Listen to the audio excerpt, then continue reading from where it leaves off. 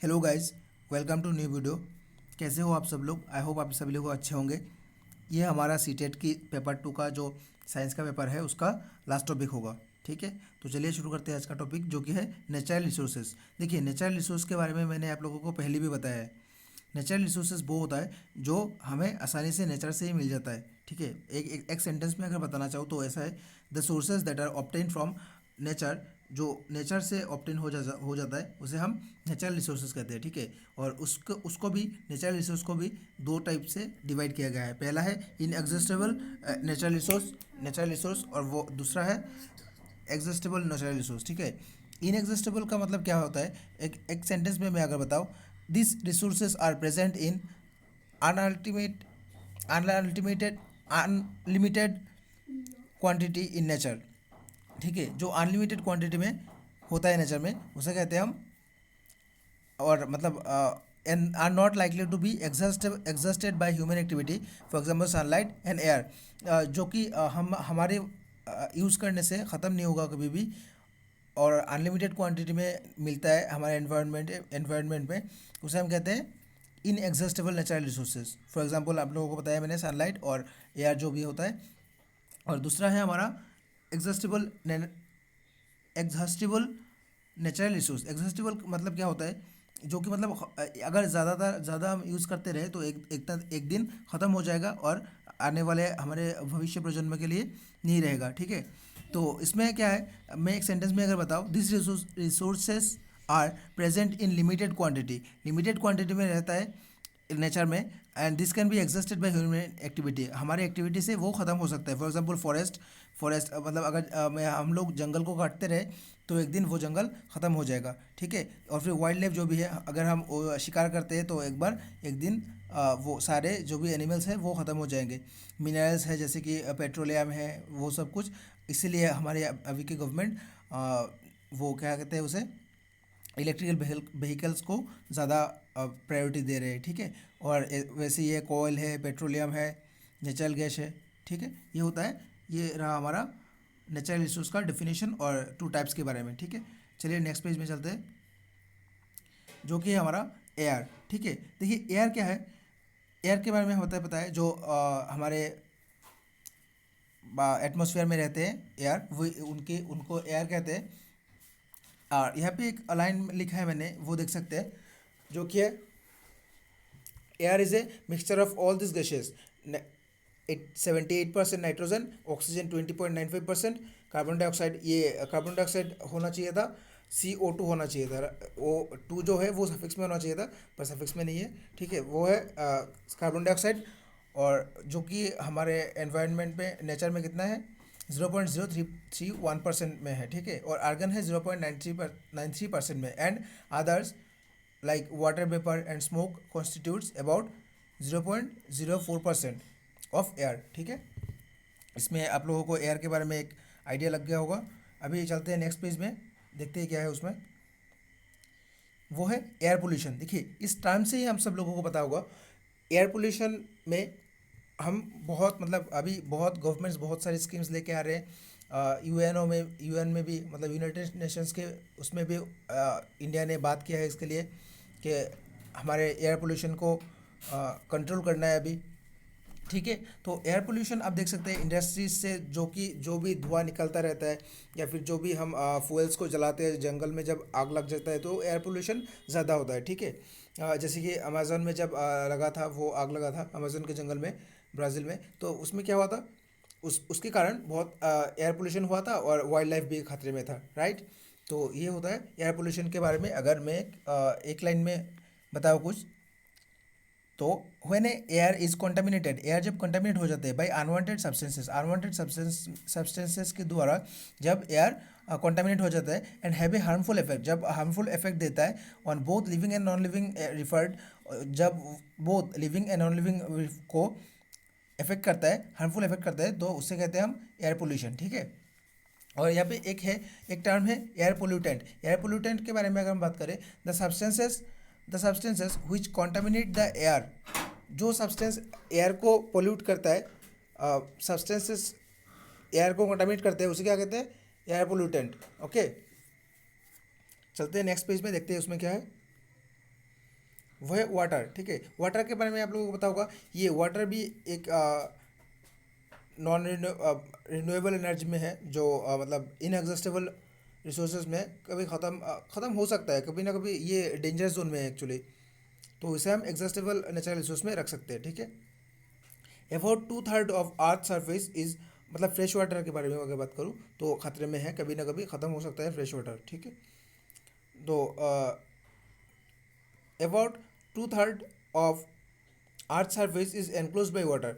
जो पृथ्वी का जो 2/3 है वो वाटर से एनक्लोज है। ठीक है, the oceans and seas contain most of this water.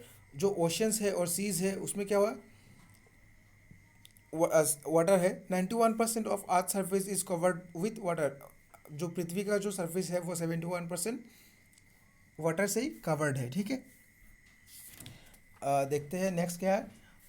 और देखिए वाटर किस किस फॉर्म में रह सकते हैं, जैसे कि आइस कैप्स में है, सॉलिड आइस कैप्स, अंटार्कटिका में वो बर्फ़ बन कर है, और स्नो है, स्नो के फॉर्म में रहते हैं वाटर, और ग्लेशियर्स है, ग्लेशियर्स से रहते हैं।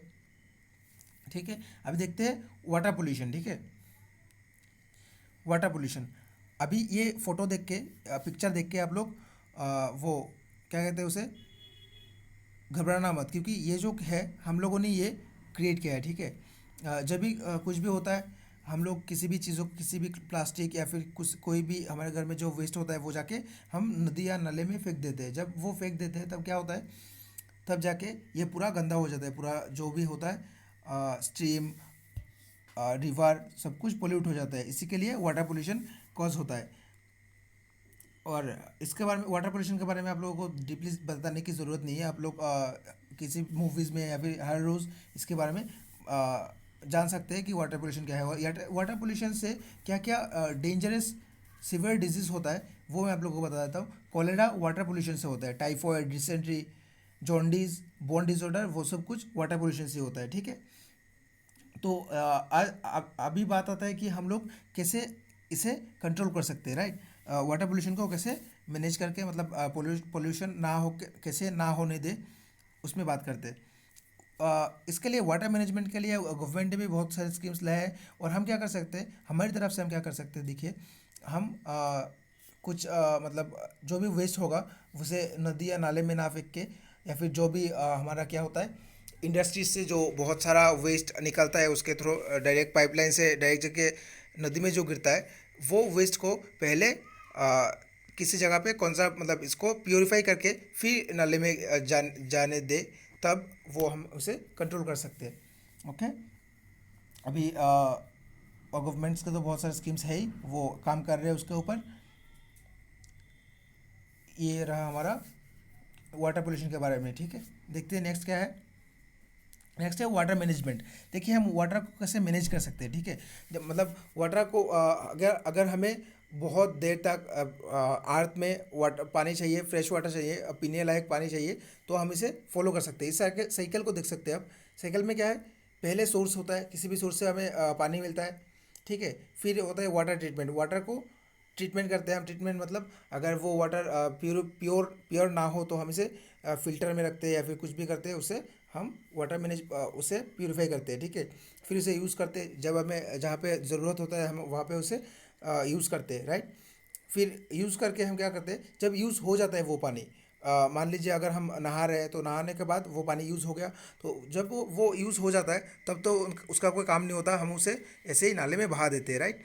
तब वो नाले में ना बहा के उसे अगर किसी जगह पे स्टोर करके रखा जाए और फिर उससे फिर से ट्रीटमेंट किया जाए, मतलब किसी बहुत सारे केमिकल्स होते हैं जिससे हम वेस्ट को अलग कर सकते हैं और पानी को अलग कर सकते हैं। जब हम दोनों को अलग कर सकते हैं तब हम क्या करेंगे, उससे जो हमारा प्योर वाटर है वो फिर से निकल के आ जाएगा। जैसे कि देखिए हमारे इंडिया में बहुत सारा पानी है, तो हम उसको कैसे भी वेस्ट कर रहे हैं। बाहर की जब अगर आप कंट्री की बात करते हैं, यूके में या फिर यूएस में, वो लोग क्या करते हैं, इवन वो जो टॉयलेट होता है, टॉयलेट में भी पानी की जगह टिश्यू पेपर यूज़ करता है। टिश्यू पेपर क्यों यूज़ करता है, देखिए इसलिए यूज़ करता है क्योंकि वो वाटर पानी को वेस्ट नहीं करना चाहते। और अगर वहाँ पे भी बाथरूम में भी जो पानी होता है वो उसको भी एक पाइपलाइन से जुड़ा हुआ होता है ताकि वो पानी वेस्ट ना हो। जुड़ा होके फिर वो जाके क्या होता है, उनको वो फिर से वाटर ट्रीटमेंट करते हैं, वाटर ट्रीटमेंट करके रीयूज़ करते हैं, जो कि यहाँ पे आप लोग देख सकते हैं। फिर वो क्या होगा, वो डिस्पोज हो जाएगा, फिर रिटर्न होके फिर सोर्स और एक फिर वो वेपर बन के किसी भी मतलब सनलाइट से भी वो वेपर बन के फिर से रेन की तरफ रेन होके रेन बन के गिरेगा, फिर उसे हम अलग अलग तरीके से स्टोर कर सकते हैं और फिर इस साइकिल को चला के रख सकते हैं for a long period of time. Okay, इस तरह से हम वाटर मैनेजमेंट कर सकते हैं। ठीक है, अभी देखते हैं नेक्स्ट क्या है। नेक्स्ट है हमारा बायोडिग्रेडेबल वेस्ट। ठीक है, देखिए बायोडिग्रेडेबल वेस्ट क्या है। बायोडिग्रेडेबल वेस्ट वो है, एक एग्जांपल में अगर बताऊँ मैं आप लोगों को, जो मतलब डिग्रेड हो सके, मतलब जिसे ख़त्म किया जा सके, मतलब जो एक बार यूज़ करने के बाद अगर हम उसे रख देते हैं तो वो सड़ जाता है, पूरा सड़ने के बाद वो मतलब वेस्ट हो जाता है और मिट्टी में मिल जाता है। ठीक है, और वो जो वेस्ट होते हैं बायोडिग्रेडेबल वेस्ट ज़्यादातर कुछ कुछ चीज़ों में यूज़फुल भी है। जैसे कि मैं अगर बताऊँ आप लोगों को, तो देखना आप लोग बायोडिग्रेडेबल वेस्ट जो होते हैं, जो कि ये फ़ोटो में मैंने दिखाया है, वो आप लोग अगर जाके किसी वो जो ट्री होता है ना, मतलब प्लांट्स होते हैं, उसके नीचे भी बहुत सारे लोग ये बायोडिग्रेडेबल वेस्ट रख देते हैं। उससे क्या होता है, उसका जो पावर होता है, मिट्टी का जो पावर होता है वो और इंक्रीज़ हो जाता है। ठीक है, तो ये रहा हमारे बायोडिग्रेडेबल वेस्ट के बारे में। और अगर मैं उस एग्जांपल क्या बताऊँ, मैं आप लोगों को फ़ोटो, ये पिक्चर है, इससे देख सकते हैं आप लोग कि इसको क्या कहते हैं। और नॉन बायोडिग्रेडेबल के बारे में अगर हम लोग देखते हैं, नेक्स्ट क्या है, नेक्स्ट है नॉन बायोडिग्रेडेबल वेस्ट। ये आप लोग फोटो में देख सकते हैं नॉन बायोडिग्रेडेबल वेस्ट क्या है।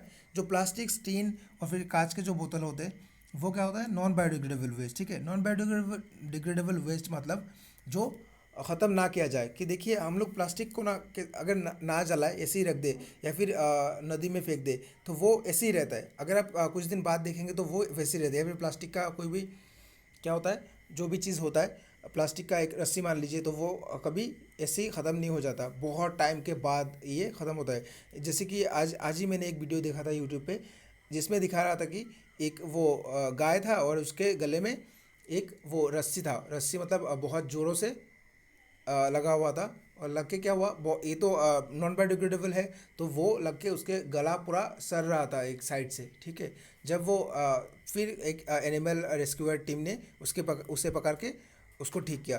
तो समझिए उससे क्या क्या हमारे प्रॉब्लम्स हो सकते हैं नॉन बायोडिग्रेडेबल वेस्ट को अगर हम अच्छी तरह से मतलब उसके डिकम्पोज ना करें, जो भी वेज होते हैं उनसे अगर ना हम करें, तो ये सारे प्रॉब्लम्स दिख सकते हैं। और बहुत सारे आप वीडियोस आप लोगों ने देखा होगा जिसमें शील जो सीज होते हैं, समुद्रों के जो बहुत सारे प्राणी होते हैं, उनको बहुत प्रॉब्लम्स होते हैं, या फिर रिवर में जो भी है उससे बहुत सारे प्रॉब्लम्स होते हैं। एक बार मैंने और एक वीडियो देखा था जिसमें एक सील जो होता है ना, मछली आप लोगों ने देखा होगा जो मिलता है समुद्र में, उसमें क्या होता है, एक सील को एक वो नेट का जो था, प्लास्टिक का नेट था शायद, उस नेट में वो फंस गया था। तो फंस जाने से क्या हुआ, वो चल नहीं पा रहा था, या फिर वहाँ पे ही रह के उसको बहुत सारा प्रॉब्लम्स हो रहा था। और बहुत सारे जो डॉल्फिन्स वगैरह है उनको भी प्रॉब्लम्स होते हैं।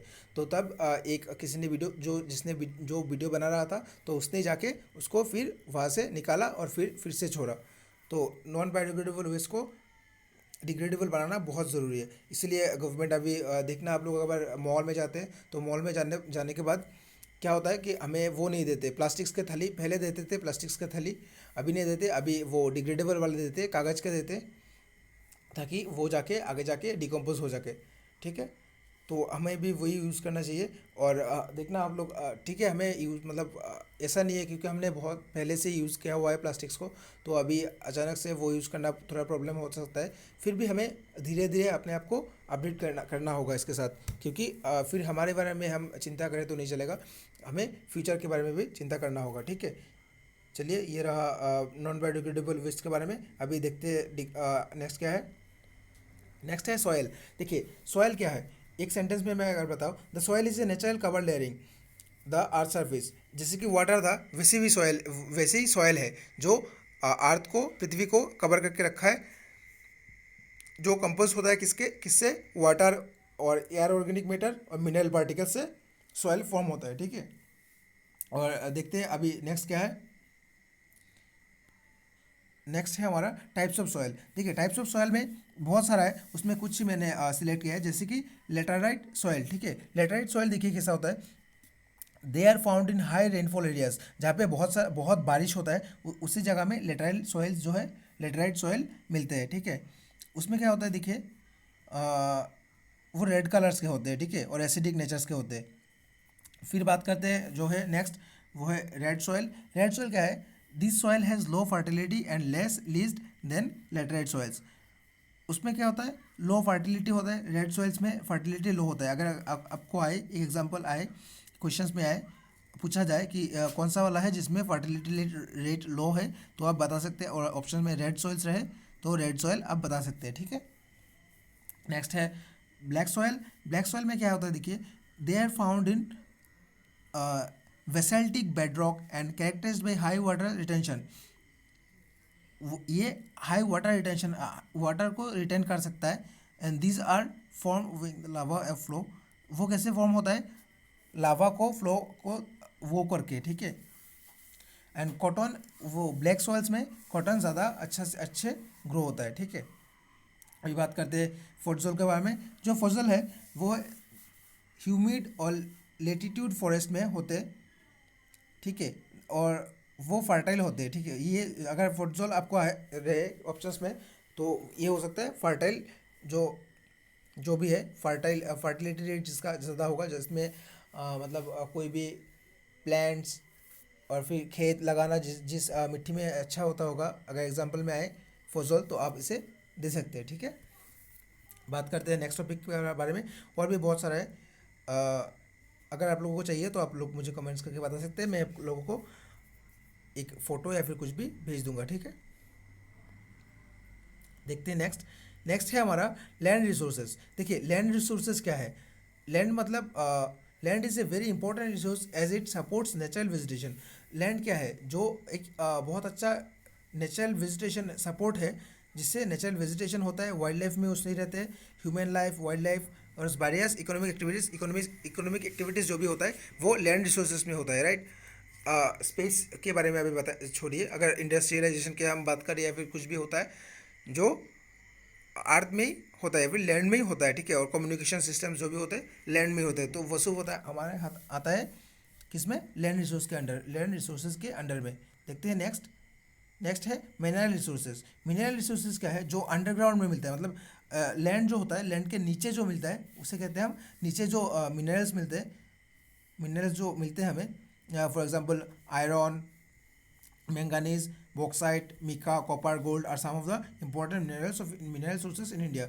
ये सब कुछ इंडिया में मिलता है। और वो सब कैसे मिलते हैं, जो लैंड के नीचे जो होता है उसमें मिलता है हमारा ये सब mineral resources. Okay, mineral resources के अगर एक प्रॉपर्टी की बात करूँ, metallic minerals are extracted from, एक है मेटालिक मिनरल्स। ठीक है, टाइप्स ऑफ मिनरल्स के बारे में अगर हम बात करें तो उसमें आता है एक मेटालिक मिनरल्स और एक आता है नॉन मेटालिक मिनरल्स। तो मेटालिक मिनरल्स क्या है, metallic minerals are sources are the ones which have properties of solidity and hardness। solidity और hardness जिसमें होता है उसे कहते हैं मेटलिक मिनरल्स। जैसे कि मेटलिक मिनरल्स में हम इसमें बात कर सकते हैं, गोल्ड है जो मेटल है, आयरन है उसको, और जिसका सॉलिडिटी हो, हार्डनेस हो, उसे हम मेटलिक मिनरल्स कहेंगे। और एक प्रॉपर्टी है, देखिए मतलब एक लाइन है, मैं आप लोगों को पहले बता देता हूँ फिर एक्सप्लेन करता हूँ। Metallic minerals are extracted from the earth in raw state. Metallic minerals raw state में पहले निकाला जाता है, और जो रॉ स्टेट में निकाला जाता है उसे क्या कहते हैं, मिनरल ओर कहते हैं। ठीक है, उसे मिनरल ओर कहते हैं। बात करते हैं नेक्स्ट टॉपिक के बारे में। अच्छा, इसके बारे में हम लोग बात कर रहे थे पहले, जो कि है मेटेलिक मिनरल्स और non metallic minerals. Non metallic minerals के बारे में हम लोग बात करते हैं अभी। Non metallic minerals are some minerals that do not have any metal in them, जिसमें मेटल्स नहीं होते। ठीक है, और फॉर एग्जांपल मेटल्स नहीं होते, मेटल जैसे प्रॉपर्टीज नहीं होते, हार्डनेस नहीं होता।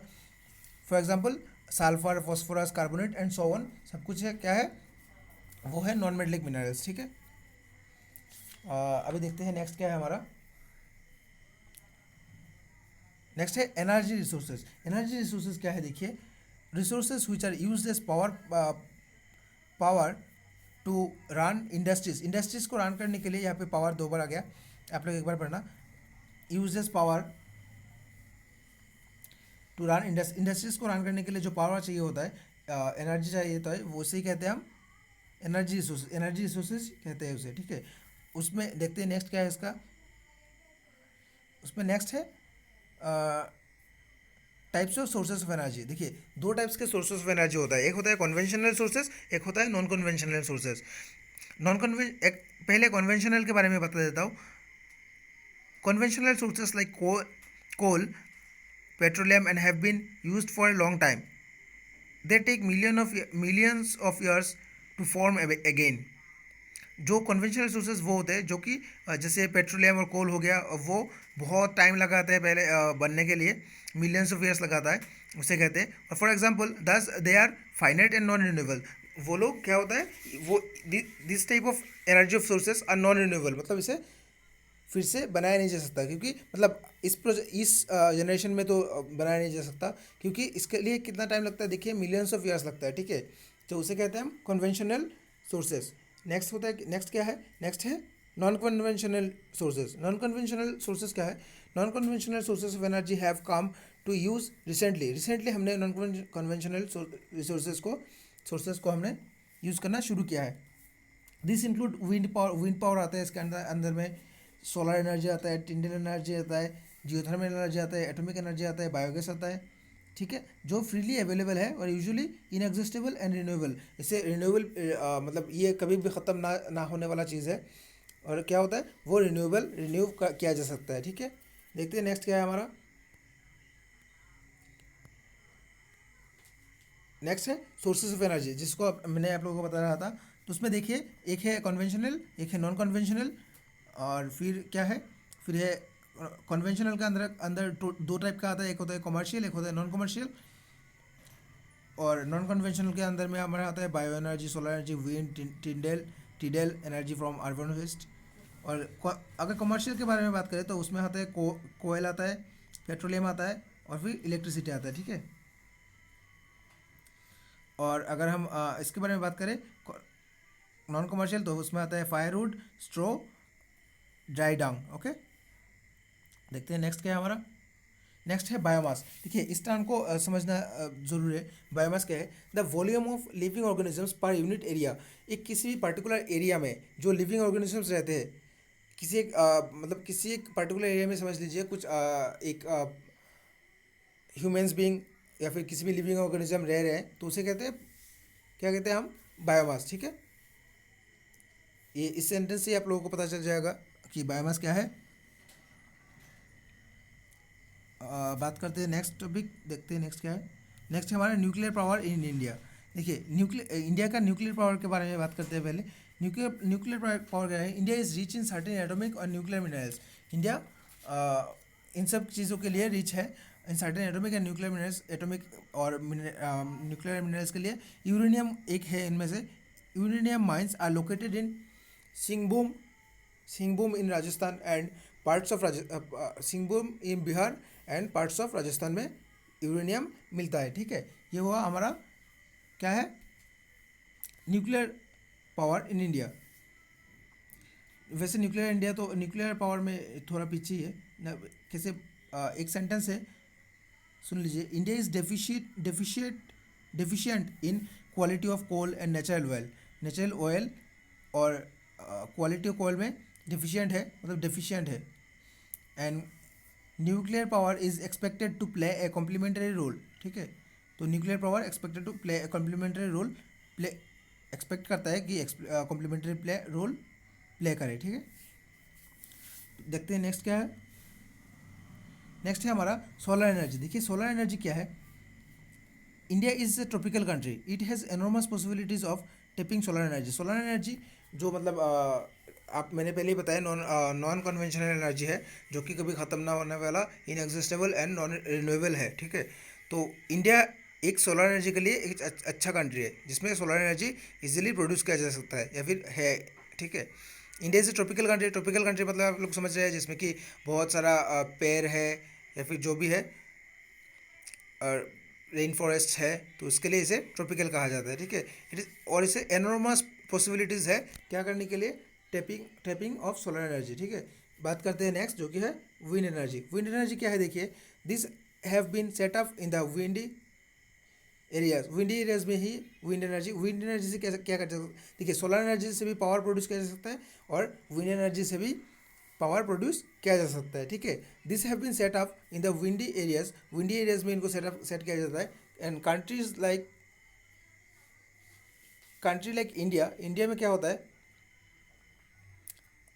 ना, देखिए नागरकोइल एंड मदुराई में, इन तमिलनाडु में मिलता है विंड एनर्जी का। आप लोग देख सकते हैं कैसे यूटिलाइज कैसे कन्वर्ट करते हैं विंड एनर्जी को इलेक्ट्रिक एनर्जी में, ठीक है। और एज वेल एज जैसलमेर भी मिलेगा राजस्थान के, ठीक है। देखते हैं नेक्स्ट टॉपिक क्या है। नेक्स्ट है हमारा कंजर्वेशन ऑफ एनर्जी रिसोर्सेज। देखिए एनर्जी रिसोर्स को हम कैसे कंजर्व कर सकते हैं, कैसे कर सकते हैं, बाय अवॉइडिंग वेस्ट को अवॉइड करके, ज़्यादा वेस्ट ना करके, by using renewable energy sources, और रिन्यूएबल एनर्जी रिसोर्सेज यूज़ करके हम कंजर्व कर सकते हैं एनर्जी रिसोर्सेज को, ठीक है। रिन्यूएबल एनर्जी सोर्सेज आप लोगों को पता है जिसे फिर से प्रोड्यूस किया जा सके वो है रिन्यूएबल, और जिसे फिर से प्रोड्यूस ना किया जा सके वो है नॉन रिन्यूएबल एनर्जी सोर्सेज, ठीक है। देखते हैं नेक्स्ट क्या है हमारा। नेक्स्ट है बायोडाइवर्सिटी। देखिए ये पिक्चर से आप लोगों को बायोडाइवर्सिटी के बारे में पता चल जाएगा। It is a variety of life forms of species of flora and fauna present in an area और इकोसिस्टम ऑन द अर्थ। एक जो पृथ्वी में जो अलग अलग टाइप के क्या होता है स्पेसीज होता है, प्लांट्स है, एनिमल्स है, किसी भी अलग अलग टाइप्स के प्रजाति के मिलते हैं फ्लोरा और प्लांट्स अलग अलग जगह में। प्लांट्स और एनिमल्स में हम लोग भी आते हैं, ह्यूमंस बीइंग। और ह्यूमंस का एक साइंटिफिक नेम है क्या था, मुझे एग्जैक्टली अभी दिमाग में नहीं आ रहा है। आप लोग होमोसेपियंस कहते हैं, ठीक है। ह्यूमंस को कहते हैं होमोसेपियंस, आप याद रख सकते हैं। अगर पूछा जाए कि ह्यूमंस का साइंटिफिक नेम क्या है तो उससे कहेंगे होमोसेपियंस, ठीक है। तो बायोडाइवर्सिटी के बारे में आप लोगों को बताया, इस फोटो में भी देख सकते हैं, आप पिक्चर में देख सकते हैं कि किसे बायोडाइवर्सिटी क्या है, जो हम लोग जो सब कुछ लेके एक साथ चलते हैं तो उसे कहते हैं बायोडाइवर्सिटी, ठीक है। देखते हैं नेक्स्ट क्या है। नेक्स्ट है कंजर्वेशन ऑफ बायोडाइवर्सिटी। बायोडाइवर्सिटी को हम किससे कंजर्व कर सकते हैं, देखिए बायोडाइवर्सिटी हम लोग बहुत तरीके से कंजर्व कर सकते हैं। एक तो गवर्नमेंट का स्कीम्स है, जैसे कि द फॉरेस्ट एक्ट 1980 में फॉरेस्ट एक्ट आया था, एक 1980 में एक फॉरेस्ट एक्ट आया था, और एक आया था वाइल्ड लाइफ एक्ट आया था 1972 में आया था हमारा फॉरेस्ट एक्ट, और एक एनवायरनमेंट प्रोटेक्शन एक्ट आया था एक 1986 में, 1980 में आया था हमारा फॉरेस्ट एक्ट, ठीक है, फॉरेस्ट कंजर्वेशन एक्ट। और इसमें 1972 में आया हमारा वाइल्ड लाइफ एक्ट, और 1986 में आया है एनवायरनमेंट एक्ट, ठीक है। देखते हैं नेक्स्ट। और जो टॉपिक्स है उसमें क्या है, जो अदरवाइज में क्या कर सकते हैं हम बायोडाइवर्सिटी को कैसे कंजर्व कर सकते हैं, by not killing the animals in the biosphere reserves और द। आप लोग देखते होंगे, मैं स्पेशली असम के बारे में बताता हूँ। असम में क्या होता है, देखिए असम के जो असम में फिर बहुत जगह में सुना होगा, not in Assam actually but all most of the states जो भी प्रोटेक्टेड एरियाज़ होते हैं जैसे कि बायोस्फीयर रिजर्व, उसमें क्या होता है जो भी दुष्कर्मियाँ हैं वो क्या करते हैं, घुस जाते हैं, घुस के वो हाथी का दांत जो है वो कीमती है, आप लोगों को पता होगा, उसको निकाल लेते हैं। और असम के अगर काजीरंगा की बात करें, मैं काजीरंगा जो नेशनल पार्क है उसमें क्या होता है, उसमें जाके वो जो क्या होता है उसे क्या कहते हैं इंग्लिश में, राइनो को क्या होता है, राइनो का वो सींग जो होता है वो निकाल लेते हैं वो लोग जाके, ठीक है। तो उससे हमें वो सब करने से बचा के कैसे बचा सकते हैं, उससे हम बायोडाइवर्सिटी को कंजर्व कर सकते हैं, ठीक है। तो ये तो था एक बायोडाइवर्सिटी कंजर्वेशन के बारे में एक बात, जो कि हम ऐसे करके उसको सेव कर सकते हैं, ठीक है। हंटिंग को रोक के, पोचिंग को रोक के, और अलग अलग जगह पे सिक्योरिटी गार्ड का वो कैमरास जो होते हैं वो सब फिट करके हम कर सकते हैं, ठीक है। देखते हैं नेक्स्ट क्या है हमारा। नेक्स्ट है बायोस्फीयर रिजर्व। ठीक है, biosphere reserve is a global sum of all ecosystems. एक बायोस्फीयर रिजर्व वो होता है जिसमें जो प्रोटेक्टेड एरिया तो होता है, और उसमें क्या होता है देखिए, बहुत सारे जो इकोसिस्टम्स होते हैं उसमें प्रोटेक्ट किए जाते हैं। ठीक है, वो होता है हमारा बायोस्फीयर रिजर्व। ठीक है, और बायोस्फीयर रिजर्व की अगर मैं थोड़ा डिटेलिंग में जाऊँ तो इसमें दो वर्ड्स है, बायो और स्पेयर। ठीक है, और इसे क्या कहा जाता है, zone of life and earth. उसको लाइफ और अर्थ का एक जोन कहा जाता है बायोस्फीयर रिजर्व को। ठीक है, और बात करते हैं नेक्स्ट टॉपिक के बारे में। नेक्स्ट क्या है, नेक्स्ट और लास्ट स्लाइड है मोस्ट प्रोबेबली ये हमारा, देखते हैं नेक्स्ट। हाँ, ये है लास्ट। तो बात करते हैं इसमें। इसमें क्या है, पेट्रोलियम। देखिए पेट्रोलियम क्या है, पेट्रोलियम के बारे में मैंने आप लोगों को पहले बताया। पेट्रोलियम आता है हमारे किसमें, कन्वेंशनल कन्वेंशन हाँ कन्वेंशनल सोर्सेस में आता है, राइट, जो कि ख़त्म हो जाएगा एक पर्टिकुलर पीरियड ऑफ टाइम के बाद, राइट। जो फॉर्म होने के लिए भी बहुत टाइम लगाता है, वो होता है पेट्रोलियम। ठीक है, तो पेट्रोलियम के बारे में एक ओवरव्यू मैंने दे दिया आप लोगों को। एक सेंटेंस में अगर बताओ तो पेट्रोलियम क्या है, द डार्क ऑयली लिक्विड्स, जो डार्क ऑयली लिक्विड्स होते हैं formed from the micro organisms living under the sea, जो समुद्र के अंदर जो माइक्रो ऑर्गेनिजम्स होते हैं, in which occurs the pore of sedimentary rocks called petroleum. ठीक है, it is also called crude oil, crude oil भी कहते हैं पेट्रोलियम को, और ब्लैक गोल्ड भी कहते हैं। ठीक है, काला सोना अगर कहते हैं तो पेट्रोलियम को काला सोना भी कहा जाता है। ठीक है, याद रखिएगा। नेक्स्ट है सीएनजी। हाँ, सीएनजी के बारे में हमें पता चलना मतलब जानना बहुत इंपॉर्टेंट है। सीएनजी क्या है, देखिए सीएनजी का ये फुल फॉर्म है कंप्रेस्ड नेचुरल गैस। तो आपको आ सकता है कि सीएनजी क्या है, तो सीएनजी का फुल फॉर्म है कंप्रेस्ड नेचुरल गैस। ठीक है, it is a mixture of hydrocarbons, ये हाइड्रोकार्बन्स का मिक्सचर है, कंटेन करता है मेनली मीथेन। मीथेन का 90 to 80% रहता है, 80 to 90% रहता है मीथेन, और हाइड्रोकार्बन्स रहते हैं। ठीक है, और it releases less amount of harmful gases, ये हार्मफुल बहुत कम मात्रा में क्या कहता है, वो हार्मफुल गैसेस को रिलीज़ करता है और पोल्यूशन को रिड्यूस करता है। तो हमें सीएनजी यूज़ करना चाहिए वो पेट्रोलियम के बदले में, अगर हम कर सकते हैं ज़्यादा से ज़्यादा, जो अभी गवर्नमेंट करने की ट्राई कर रहा है। ठीक है, अब बात करते हैं नेक्स्ट जो है कोल। ठीक है, देखिए कोल क्या है, कोल है it is an important fossil fuel. वो क्या होते हैं, फॉसिल फ्यूल होते हैं। और फॉसिल फ्यूल क्या है, देखिए फॉसिल फ्यूल है बहुत अगर हमने सुना है जो डायनासोर था, डायनासोर क्या था, बहुत साल पहले अगर ये वो जब एक्सटिंक्ट हो रहा था, एक्सटिंक्ट मतलब जब गायब हो रहा था, तब वो किसी भी एक बहुत अंदर मिट्टी के अंदर गया हुआ था, राइट। या फिर जो भी एनिमल्स है, बड़े बड़े एनिमल्स है, वो मिट्टी के अंदर जाने के बाद उसे क्या होता है, वो जाके एक फ्यूल मतलब जो हड्डियाँ होता है एक दिन बाद मतलब कुछ दिन बाद तो वो डिकम्पोज होने लगता है, और जो बनता है वो डिकम्पोज होके ये कोल बनता है। ठीक है, उसे कहते हैं फॉसिल फ्यूल। ठीक है, और नेक्स्ट क्या है हमारा, नेक्स्ट है एक्सटिंक्ट स्पीसीज। एक्सटिंक्ट स्पीसीज देखिए क्या है, एक्सटिंक्ट स्पीसीज है हमारा